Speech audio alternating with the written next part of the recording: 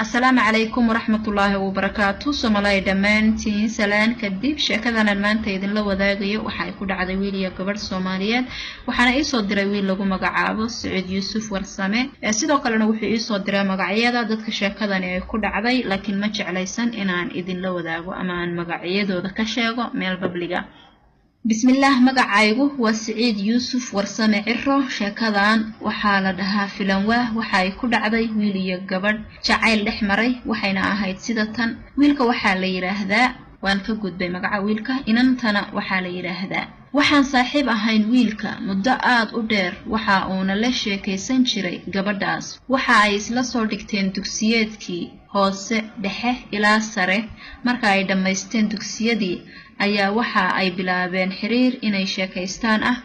way isku afgarteen inay sheeko wadaagaan ilaa waxay ahaayeen dad si wanaagsan isu yaqaaneen sheekadii baa la bilaabay waa la isfahmay si wanaagsan baa la isku jeclaaday maalin maalmaha kamid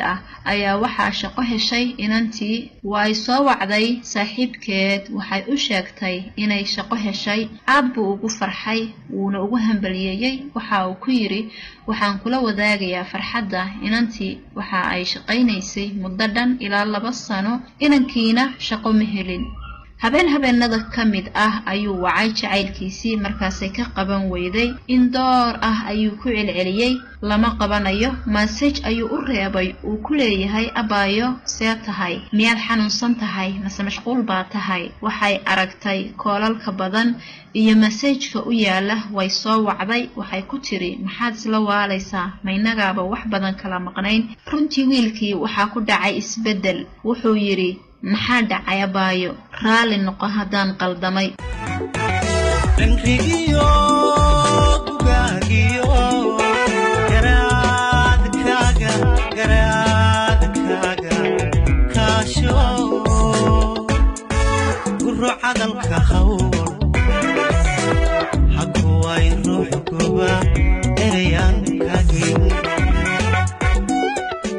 runtii arintaas wiilkii ma farxad gelin wuu dhibsaday waayo inanta aad buu jecel yahay inantii way ogaatay inuu ka xumaaday way raali gelisay isna wuu ka qaatay inta kadib wiilkii ayaa waxa uu u soo bandhigay inay isguursadaan maadaama aan muddo badan sheekaysanay ayuu yiri gabadhii ayaa tiri haye laakiin fakar kalaan haye ii sheeg ayuu yiri waxay tiri Afrika iskuma guursanayno ee waxaan aadaynaa Yurub ka warantaas wuxuu weydiiyay sidee ku aadaynaa Yurub abaayo waxay tiri waxaan tagaynaa Turkiga halkaas baan ka galaynaa inankii uu yaabay wuxuu ku yiri waan ka soo tashanayaa ee Jaanis isi abaayo haye ay tiri dadka ruuxa gacan maran inkastoo ku caawlani garabkiisa suray yahay janwaayhi gabay oran gobmaawo waxa kalimba aragtiyo حبدايا كوكو يا يقرشو هذا قرشو كانو wuu ku soo noqday mar labaad waayahay ayuu yiri isagu aad buu u jecel yahay inanta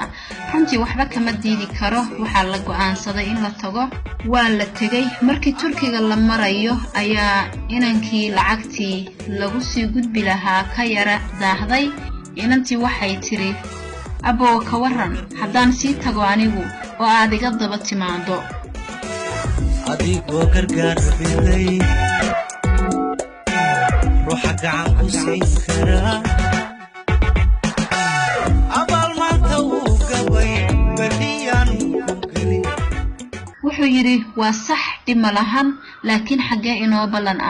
waxay tiri Sweden okay ayuu yiri way tagtay maalmo kadib lacagtii ayuu helay wuuna ka daba yimid waxay ismoogayeen muddo 15 casho markuu soo galay ayuu isoo wacay markaas ayuu ii sheegay inuu soo galay dalka Germany waan soo dhaweeyay ayaamo ayaan wada qaadanay anaga oo habeen cashaynayna aniga iyo saaxiibkay ayaa waxa u soo dhacay telefoon mase waa jacaylkiisii markii la isnabdaadiyay ayay u sheegtay halka ay joogto laakiin waxay tiri abow in yar baan rabay inaan ku sheego igana raali noqo isaga oo naxsan ayuu yiri dhib ma lahan abaayo ii sheeg macaanto markaasay tiri aroos baan gelayaa isbuucan aabahay ayaa nin isiiyay marka iga raali noqo jacaylku markuu ciilay markuu xuduudahay gooyey dhibaato markaan cantuuge weliba laygu sii cuslaaday dawooy maynaad ciisho cakuye laygu weersadaaba dawooy maynaad ciisho cakuye laygu weersadaaba wuu ku celiyay wuxuuna ku yiri si wacan ila hadal macaanto waxay tiri abbawa waa sidaas aniga iga raali noqo runtii waxa ugu dambeysay isaga oo moobilka gacanta ku haya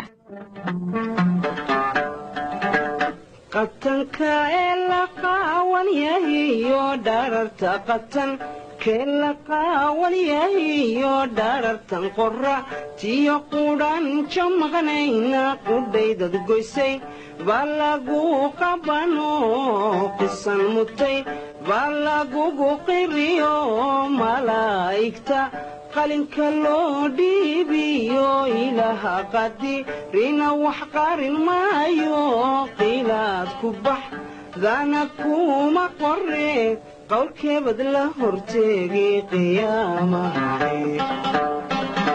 muddo bil ah ayaa quraan lagu akhrinayay kadib wuu iska kacay wuxuu iiga sheekeeyay waxyaalihii ay isla soo mareen wuxuu yiri waxaan dareemayaa qalbi jab weyn isla hadal buuq ciriiri wuxuu ii sheegay in noloshiisu hadda ay ku jirto ciriiri saaxiibayaal arrintaas waxaa la kulmay saaxiibkay waana mahadsantihiin halkaas bay ku dhamaatay sheekadii Soomaaliyay intaas waxaa ku dhamaatay sheekadii la ii soo diray wiilkaasna sida aan sheekada ka arkaynay dhamaadkeeda ilaa iyo hadda waxa uu sheegay inuu dhibaataysan yahay murugo iyo ciriiri fara badan uu dareemayo uu waayay jacaylkiisii intaas oo dhan la soo jabay ee uu la soo maray intaas oo dhul ah ilaa Afrika ilaa iyo Yurub ugu dambeyntiina ay ku soo gabagaboobay halkaas aad arkayseen marka wixii tala ah waan idinka rajaynayaa markastana aan ilaalino dareemada dadka sheekooyinkoodana la wadaagaya waayo waa dad ina la mid ah oo dareemadina oo kale leh horta wiilkaas waxaan leeyahay walaal marka koobaad Allah ku caafiyo waxay ahayd ba hadda sheeko dhamaatay ayay u muuqataa laakiin qofku hadduu mar qalbiga ka dhaawacmo way adag tahay sidoo uga soo kabsado sheekadu waxay ila muuqataa in wiilka oo kaliya ta uu wax jeclaa gabadhuna ay waqtiga ka luminaysay way adag tahay hadalkan wana dareemin karaa qofka inuu damqi karo marka la yiraahdo qofkaas waxba kulama uusan wadin waa wax yacan qof walba dhibaato ku noqon kara laakiin way iska muuqataa waayo haday daacad tahay ilaa maalintii ay iskuulka isla dhameynayeen waa iskuursan karayeen haddana labadii sano ee ay shaqaynaysay way iskuursan karayeen haddana maxaa ka sii dambeeyay aan safar galno ayay tiri walaw ay duruufuhu iska jiri karaan haddana waxa soo dhan marmarsiinyo ayay ila muuqdaan wiilkuna waa naf wax jecel waan dareemi karaa qalbi wax jecel inuu wax walba u hogaansamayo ilaahay waxaan kaaga baryayaa mid ka khayr badan oo aad ku ilowdo inuu kuu sakhiro markastana intaad noqon lahayd ka wax dulmiyay adigu noqo ka dulman way markasta ilaahay wuxuu la jiraa kuwa dulman lama jiro kuwa wax dulmo waxaan qof kasta oo walaalkay ah ama walaashay ah uga digayaa fadlan qofka yaan lagu dangaarin oo qulubtooda yaan lagu ciyaarin qofka haddii aad u sheekaynayso si niyad ah ula soco oo ilaahay kugu ogyahay haddii kale waqtiga ha ka lumin waayo labada qof haddii ay daacad isu yihiin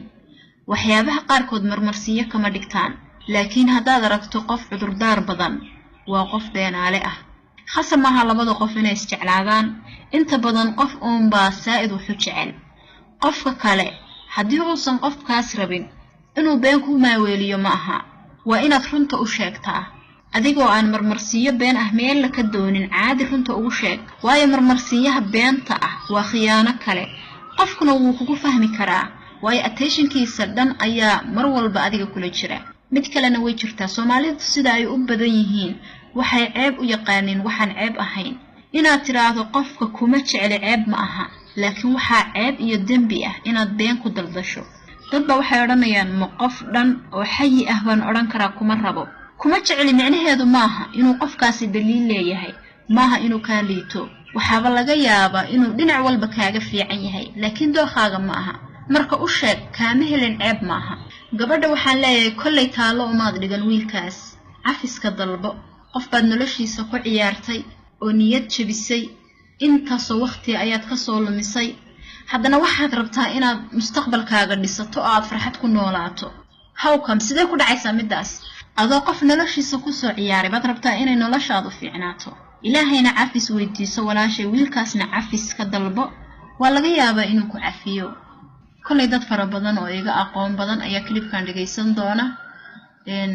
taladiinana waan soo dhaweynayaa aad iyo aad baan idinku mahadcelinayaa. Assalaamu calaykum waraxmatullaahi wabarakaatuh.